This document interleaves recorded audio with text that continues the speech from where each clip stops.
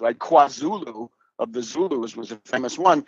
Black population would be allowed to essentially police itself, while the big issues of national finance, national defense, foreign policy, all of that stayed with the government there in Pretoria. In the case of Scotland, what you're going to get is a Bantustan, in other words, a local control entity, an enclave, which will have the British Queen as the head of state. They will continue to use the British pound, controlled by the Bank of England. They will remain, according to what they've said, as parts of NATO, of the International Monetary Fund, and they will be subject to the European Commission and the entire body of Brussels law, right, which the Eurogarchs and Eurocrats have inflicted. So what you can see there, that's not independence. That's a fraud.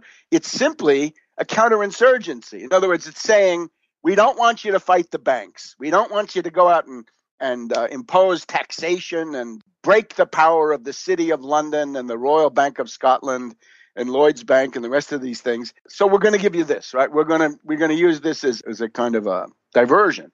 I would like to congratulate George Galloway of the Respect Party of Great Britain, who is Scottish, who made a very good statement about this, saying the principal determinant in human affairs is class. It is not nationality. Class trumps everything. Class trumps race, nationality. It doesn't matter. Class is fundamental, provided you understand it in the broad Plato Machiavelli sense that I said before.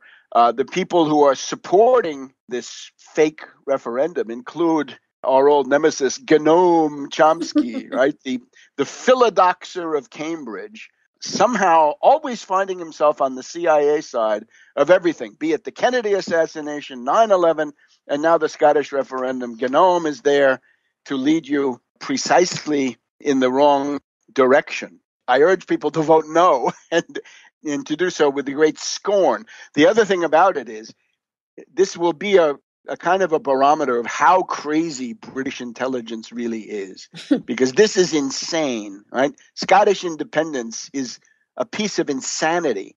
If they go through with it, it means that they are willing to do just about anything. I would point out that in the summer of 1914, in July 1914, right, between Sarajevo and the shooting starting, the main political issue in Great Britain was not should there be World War I, although that was going on in the background. The main thing that people could see was, should Ireland have home rule? What's being proposed for Scotland is really a kind of home rule. This almost led to a civil war, right? Because the Ulster men of Northern Ireland did not want this. It was going to be home rule for the Catholic Southern Irish counties. And this also, it almost led to a civil war in Great Britain. So again, if you think about the First World War, 1914, the British are tampering with their counterinsurgency structure. And now again, right, does this mean that the British intelligence is crazy enough to start World War III? I mean, they could start. They have nuclear weapons. They can start World War III anytime they want. The other thing, which I think is more likely, a worldwide orgy of secessionism and chaos. That's what they're going to have, right? You can see there's a bunch of kooks around Venice who are talking about the independence of Venice. There's a bunch of Catalonians, right? You got to remember, Iberian Peninsula, the British have been fomenting independence movements against Spain since time immemorial, right? Since Charles V and Philip II in the 1500s. So the Catalonians, right, praised by George Orwell, the Catalonians are up. And then, of course, our Confederates and neo-Confederates, racists, white supremacists, and all the rest, right? The Cloven Bundy set will be coming out, right, with full program. And if Scotland can do it, we can do it. And I'm afraid on this stuff, the Russians are useless, because the Russian propaganda, they think, unfortunately, this is one of the weaknesses of Russian thinking. The Russians are pushovers for analogies. And especially if it's an analogy of a foreign event with a Russian event, or more or less Russian event, they'll say now, Crimea seceded from Ukraine and joined Russia. Therefore, Russia has to defend secessionism wherever it comes up. Don't do it.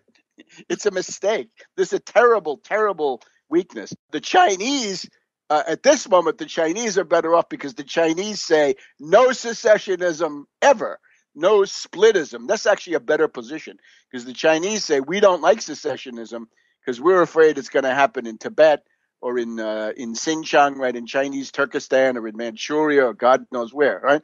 They don't like it. So good, go with the Chinese on this one because the Russians are not gonna get it right. That's, I think, essentially the Scottish referendum. And again, it shows how far gone the world is. You're going to see all of these secessionist vermin come crawling and creeping out of their despicable caverns and holes and say, well, if the Scots could do it. Because it's basically a symbol that the British want to go ahead and break up the nation state. You got to remember, the British use Britain as a show window for the policies they wish to inflict on the world, right? The most recent famous case is Margaret Thatcher and her primitive, cruel, asset-stripping, anti-development economics.